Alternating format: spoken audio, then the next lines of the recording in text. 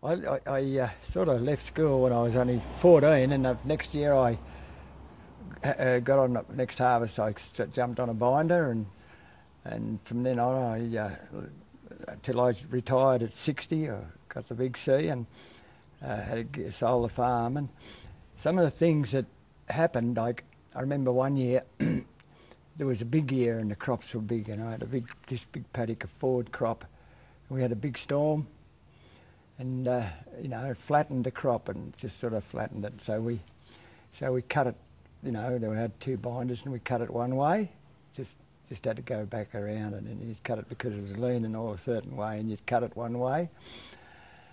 It was a big crop, and I can remember there's this bit of a story there about Garry Carroll must have knew a bloke from South Australia, and he hadn't happened to come over that year. And he showed us how they stook the hay in South Australia. Altogether different to how we stooked it. What you do is lay your one sheaf on the ground. It's the only sheaf that's touching the ground, and you lay another sheaf over the top of that. And then you put 5 sheaves on top of that, and then 4, and then 3, all flat. A certain way.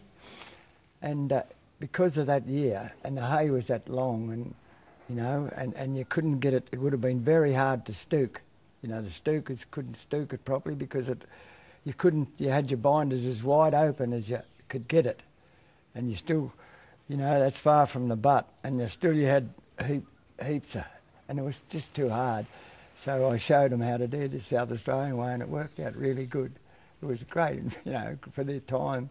For that year, it was great. And it finished up, it was good because when you come around to stacking it, that sheaf, instead of being a spongy sort of a sheaf, it was a flat sheaf, and it was very good to stack. Very good to stack, yeah. In end of March, early April, and hopefully had a good year. By about the 20th of October, every year, about around that time, you'd pull the binders out.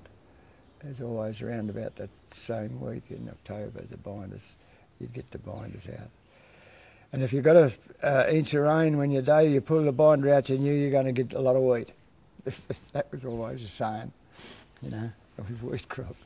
It was good for the wheat crops of the day. You pull the binder out if you got a good rain. Exceptional. I loved the binders. It's the only thing I missed when I retired was cutting hay. Used to love the old getting the binders out, get them binders out, mate, and the crop was standing up straight. I can remember, I don't know, should talk about the year that I can remember one year. I don't know, I suppose you've heard about the mice plague. I think about in the early 80s, the real bad mice plague. I remember I had a lot of hay, and like everybody else did, we built stacks from 70 to 75 tonne stacks. And the mice plague, and by the time they got cut up, there was about 50 tonne of them, They just went through everything there. That's how much damage they could do, mice. And they did do a lot of damage there. Same as here not so long ago. I can, didn't have to go up to Logan's shed up there, see the Probably mess. watched me brother And me, John, he was a stack builder. And that's about it. Just sort of worked with me brother for a start. And then just picked it up myself, watched them, did that for a fair few years. Remember one year we just started that first day. This is going back later, and I was about 50-year-old, I think, it's a bit over, probably about 51 to 2. 40 degrees the first day, and 40 degrees for the first week, for over 40 it was. And I tell you what, we were started at the full gang of us, and geez, talk about just about kill me. Anyway, what we used to do at lunchtime in the morning, Terence's dam was just over in the corner, only about 200 or 300 yards away, and all the whole gang, we'd go over to the dam, just take our boots off and walk, just clothes and all, walk into the dam. Yep. And 10 minutes later you were dry again. Yeah, but anyway, it was what you used to do. Used to knock off all the gangs. All the gangs used to knock off at probably 3 o'clock in the afternoon. Yep. That year, or that period. Yeah, the old hay carting gangs. There's another story about that. Remember we were the whole town. We were making money for the swim. I'm sure it was the swimming pool. It wasn't either the swimming pool or the doctor's residence. I think it was the swimming pool. And there was 6, 7 gangs of hay carting gangs. And we had this. Went out 7 Mile out to Billy Carroll's road, is it the Cockeye? Yeah, Cockeye Road. Yeah. And we all had a roll of tyre. Each one had a roll of tyre a mile each. That's gangs. And yeah, we all rolled this tyre a mile each. And yeah, it was quite hilarious. Quite good. It was just bloody great. Anyway, must have had a good gang because we won the race. And from that race, I can remember, I was doing them, but there was blokes like Terry Lennon and a few of the older blokes. They were about 20, 19 or 20. And young Alan Simons was in the gang. He was about 16. Anyway, they got, unbeknown to me, he was too young to drink, but they were pouring a beer into him, Alan. Anyway, he got as sick as a dog, and I happened to be spotted him. I spotted him down the street somewhere. I don't know. He was crook. He was spewing. So I grabbed hold of him and took him over to my ute and put him in the ute for a while and sat there with him. And he should come along with old Dick Simon. And didn't he get into me? I had nothing to do with it. I didn't say anything, but he gave me a dressing down. He said, "Garry, I thought you had more sense than to get my young bloke drunk." Yeah, by the living Henry, give me heaps. And Alan and I laugh about it. Yeah, we have a great laugh about that. Ganmain just was, we had a 1,400, 1,500 population, and then when because of hay, mostly because it kept people in work, and as you know, the young people didn't have to go, a lot of them didn't have to go away from the town. They got jobs in the town. We could go into that, but we won't. You probably got all that. Different subject altogether. Yeah, different subject altogether. Yeah, well, I can remember when the population was about 1,400 or 1,500. Yeah, mostly because of hay. In the oaten, talk about oaten hay, they used to now, back in my day, the oaten hay, it used to be purple from the bottom to the top. But nowadays you can't get that. The reason why you can't get that colour in the crop now, in the oats, and beautiful oaten hay used to be cut up beautiful, colour in it, because of the clover. It built the clover, when the clover come in and built the ground up, all the ground up. It got the ground was too much pH in it to keep the colour in the oaten hay. You can't get it anymore. You can't get that same colour we used to have back in those days. Back in the skeleton weed days, remember the old skeleton weed was, it was bloody terrible stuff, but it was good stuff in one way, that it just could fatten lambs on it. It was the best lambs you could fatten on it, but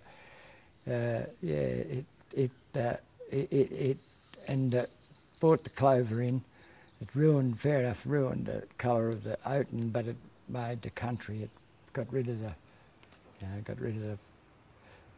skeleton weed. Just, as I said, the old draft horse, the sower, might pick a beautiful animal, but he knew more than, just the things that they knew, that as the bloke was chucking that last sheaf off, and he always put his pitchfork on the thing, the horse knew as soon as he dropped that pitchfork, he'd start walking. And they knew, they just walk along the rows, get up, they knew when, up, stop. Like the blokes, I know blokes, they just let, at lunchtime and that, they'd let the horses go back, and the horses used to go back, walk back in the stack, and they'd line up behind each other, just without a bloody driver with them, And, you'd have to have cart the water for them. You'd always have a, drum of water and a half gallon, 44-gallon drum so you could water them at lunchtime, dinner time, and whatever. And of course, no worries about feeding them because they used to have plenty of hay there. Chuck them a sheaf of hay and they were happy. My horses got the only reason the horses I wouldn't sell them or anything. They died on the farm, so I had to use the tractors. Then I used tractors. Yeah, I used 2 tractors and a truck. A little what was an old Blitz. I'll remember the old Blitzes. You would remember that. I remember your father had one, or your grandfather did anyway. The Blitz. I've got 3 at my place. Have you? Yeah. The Blitz, yeah. But when I started after the war, of course, they were army trucks and tractors. Yeah, they were different. You know, but I remember we had Shane. I always remember young blokes. Geez, they'd get on these tractors, Shane Lennon especially, and Brad Roberts, and I'd be up in the stack, and they'd fair dinkum, it's the tractor coming into the load, and they'd be coming straight at each other. And seriously, they used to play, what do you call it? Chicken. And I thought, my God, I give them a couple of bloody things, but it was like going off the bloody water off a duck's back, telling those two. Because they used to try and get on the right side of the dust as they were going past. They wouldn't, so make sure. But anyway, a lot of bloody funny things happen. So, I remember one year we were talking about. We've got that right. Talked about that. They took a cutter gang. Remember, we took the three lots of us. There was Tony, Carroll, and Tommy, and Jimmy, and Wallace Manning, myself, and Jimmy Carroll. There was a drought here, and we all went down to Griffith, cutting hay around the old irrigation little bays. About 3 to 5 acres. It was a lot of fun. Going around these bays. I remember Tommy. They had this old bloody. I forget the name, but you could steer, and like it was that hard to steer. I forget the name of it. Big old tractor, and every night Tommy fair dinkum, his arms just about dropping all down these little 2 acre, 3 acre bays. You'd be cutting hay in and down the irrigation area, and we stopped there. Yeah, that was good fun. We used to come in, knock off, and then we actually camped in a shed. A Ledgerwood shed. And you remember one year, I think it was, I don't know who it was, but they got a snake, killed a snake somewhere, and they put it in poor old Kelvin Clark's bed. Anyway, there's a lot of things you could talk about. Anyway, we chucked it over to the people. There was a shop next door, chucked it over. The story there. We were coming home from Griffith, Tommy was, and, I don't know if he had whether they had to be registered or what to do, but we had the elevator and the three lorries in this old bloody tractor that they had, this bloody heavy old thing. We're driving home after we finished, and I said, I'll go home with you, Tom. Give you a hand, give you a spell on the tractor or whatever. Anyway, we're going down this out of Griffith, or halfway between Griffith and Whitton, sort of, as you come there. We're going up this fairly bloody big steep hill, and the bloody tractor stalled. Anyway, as it stalled, because once it stalled, there's no brakes and nothing on it, and the bloody things were all crisscrossed, had the whole road covered. Crisscrossed the elevator and the cart, so I zigzagged across. Jeez, I said, what are we going to do here? So I took off up the top of the hill, just in case, because we were just over the hill. Cars, if they come down, they would have bloody crashed straight into her. So I ran up the hill and stopped any cars that were coming. Anyway, that was we eventually got her going again, and eventually straightened her up, and took us 2 days to get her home, of course. Yeah, the things we used to do, Howard, it was unreal. Yeah. We slept just out in Narandra the first night, I know that. Slept with the stars. They were all good fun days.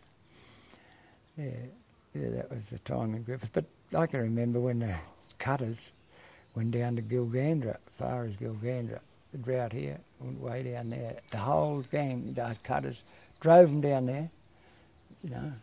Would have taken nearly a week to get down there, just to cut enough chaff. My own labour, a lot of my own labour in it. Now I made more money in the hay game than I did out of wheat or You know, yet I used to sow probably twice as much wheat and hay and barley and that I used to sow. But hay was my biggest income earner. You know, because of that reason, I think I was in with it, because I stacked it myself. And then if you got a bad year, you know, the hay prices used to vary, you know, up and down. You know, like you'd have old CJ wanting to buy it, and then you'd have Laurie wanting to have a go at it. You know, especially if they couldn't find, you know, they used to run out of hay them days. They couldn't get enough of it. You know, your price used to go up $20 or $30 or $40 a tonne or something, and that's when I used to, you know, used to help me because I used to stack it. But yeah, yeah, but I can remember even later years I could, you know, like we talk about, you know, how the farmers, most of the farmers are hay farmers. There was, you know, now and again that you'd get a bloke that never sold hay, they'd buy a paddock off them. The agents, you know, like, you know, blokes that used to never, but they used to be, you know, you'd have the Brills and the Carrolls and the Joneses and a lot of, you know, the Kimbers and or not so much McPherson's weren't the really hay men. Later, they might have been early, but not later. You know, there was a group of people that sort of grew hay, you know, that sort of stuck to the hay. Like, yeah, trying to get money out of bloody Garney was trying to get something like out of. He was a tough old Garney bloke. You'd go in there like, and you had the even 12 months later, or might have been. I've had hay sitting in it's been cut up for 12 months and go in to get your money, and old Garney used to go crook. Think we're the Bank of England or something? I said, Garney, come on. You've had me money for over 18 months. Oh, he was a funny man, Garney.